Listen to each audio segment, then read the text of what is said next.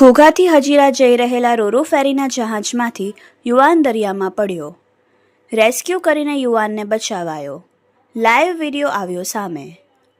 ઘોઘાથી હજીરા જઈ રહેલા રોરો ફેરીના જહાજમાંથી એક યુવક દરિયામાં પડી જતા તેને રેસ્ક્યુ કરીને બચાવાયો હતો, જે સમગ્ર ઘટનાનો લાઈવ વિડીયો સામે આવ્યો છે.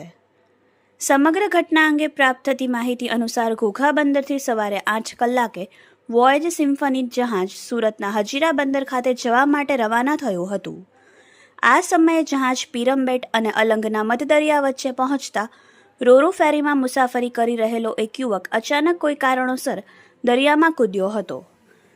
યુવક મધદરિયે ડૂબ્યા હોવાની વાત જણાવતા જ શિપને તુરંત જ રોકી દેવામાં આવ્યું હતું અને શિપના ક્રૂ મેમ્બરો દ્વારા યુવકને રેસ્ક્યુ કરવાની કામગીરી હાથ ધરવામાં આવી હતી અને આખરે 20 મિનિટ જેટલી ભારે જહેમત બાદ યુવકને મધદરિયામાંથી રેસ્ક્યુ કરીને બચાવી લેવામાં આવ્યો હતો. સૂત્રો પાસેથી મળતી માહિતી અનુસાર આ યુવક મધ્યપ્રદેશનો હોવાનું જાણવા મળ્યું છે. જો કે આ યુવક અકસ્માતે દરિયામાં પડી ગયો હતો કે જાણી જોઈને તે અંગે કોઈ ચોક્કસ માહિતી પ્રાપ્ત થઈ નથી. પરંતુ આ ઘટના ઘટતા રોરો ફેરી સંચાલકની ઘોર બેદરકારી સામે આવી છે અને રોરો ફેરીમાં પ્રવાસીઓની સલામતીને લઈને અનેક સવાલો ઊભા થયા છે.